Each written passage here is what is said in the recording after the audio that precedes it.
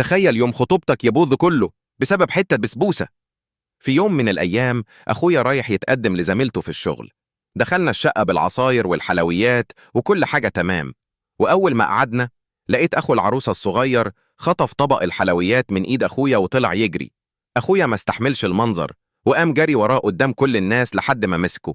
ساعتها أبو العروسة قام وقال له: إيه يا ابني، ده طفل صغير، ما ينفعش تنزل لعقله وتعمل كده. أخويا اعتذر وقال: آسف يا عمي، أنا بس خفت الحلويات تقع وتبوظ. الأمور هديت شوية وقعدنا نضحك ونهزر.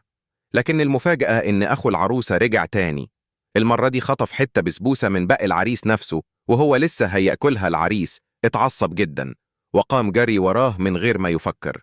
المنظر كان محرج قدام الضيوف والجو اتوتر. أبو العروسة في الآخر اتنرفز ولما الحلويات كلها في كيس سودا وقال للعريس: خدهم يا ابني ورجعهم للحلواني ياخد تمنهم. واضح إنك مش عايز جواز، انت جايب الحلويات دي كأنها ورث من جدودك. وطردنا كلنا وقال: ما عنديش بنات للجواز.